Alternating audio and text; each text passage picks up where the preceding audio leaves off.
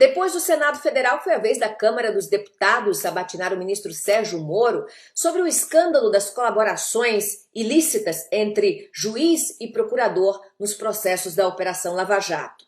Resumo da ópera: nada de novo debaixo do sol.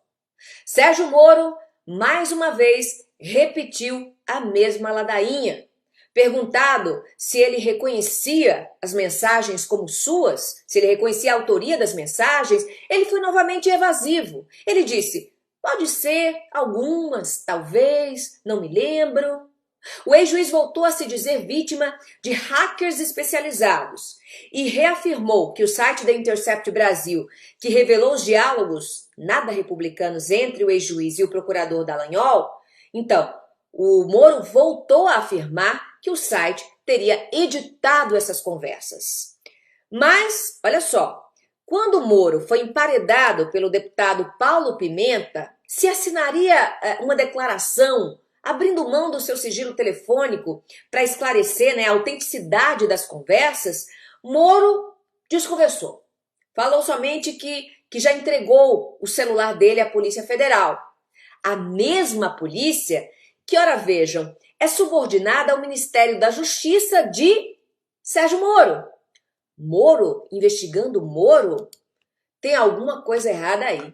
Isso não soa nada bem.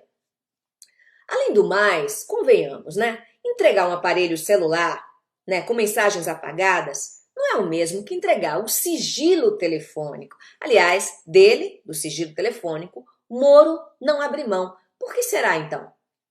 Bem, perguntado, então, se ele se comprometeria a solicitar ao aplicativo Telegram as mensagens que foram apagadas, que ele apagou do celular, para exatamente comprovar a possível fraude nas conversas, Sérgio Moro respondeu com silêncio. É que, como juiz, ele sabe que ele não precisa produzir prova contra si mesmo.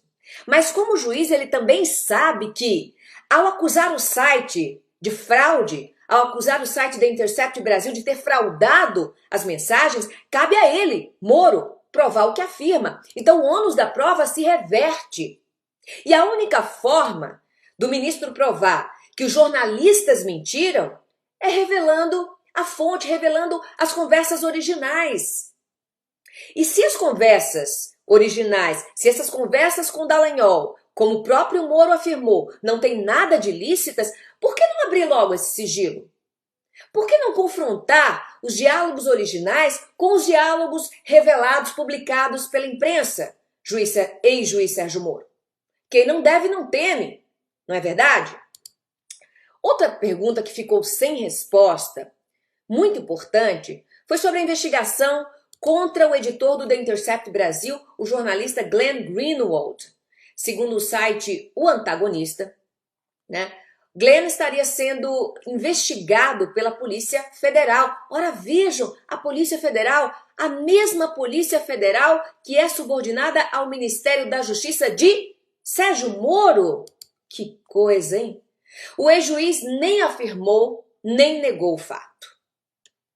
Bom, desde que começou a publicar essas conversas secretas entre Moro e Dallagnol, Glenn Greenwald vem sendo vítima de ataques sórdidos pela internet, vem sendo vítima de pedidos de deportação, ameaças de morte contra ele, o marido, os 2 filhos e também de fortes pressões políticas. Tanto que a Comissão Interamericana de Direitos Humanos e também a ONU, que é a Organização Nacional das Nações Unidas, eles já se pronunciaram, esses 2 órgãos já se pronunciaram, já se manifestaram contra o que chamaram de assédio judicial e retaliação ao jornalista. A Federação Nacional dos Jornalistas também saiu em defesa do jornalista Glenn Greenwald. A FENAGE falou o seguinte, que os ataques ao profissional são também um ataque à liberdade de imprensa. Sobre as investigações da Polícia Federal, o jornalista Greenwald disse que Sérgio Moro age como tirano, usando o aparato do Estado para investigar e para perseguir jornalistas. E ainda mandou um recado aos inquisidores da imprensa independente.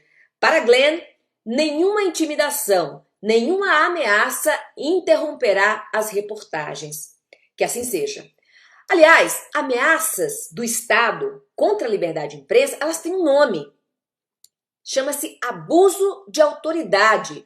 E olha, logo, logo, essa prática covarde e muito comum será considerada crime também para juízes e promotores. Espere. Sobre liberdade de imprensa, eu queria então deixar aqui, relembrar as palavras de um sábio juiz, um ex-ministro do Supremo, o ministro Carlos Aires Brito. Certa vez, ao defender o direito à informação, porque a liberdade de imprensa nada mais é que o direito que a sociedade tem de ser informada. Pois bem, o ministro Carlos Aires Brito falou nessa ocasião, abro aspas para ele, a liberdade de imprensa, ela é plena, e sendo plena, inadmite censura prévia, visto que o judiciário, que ninguém pode impedir o judiciário de dar a última palavra, de falar por último, ninguém pode impedir os jornalistas de falarem primeiro. Então, fala, Glenn. Fala que a gente te escuta. Boa noite, Brasil.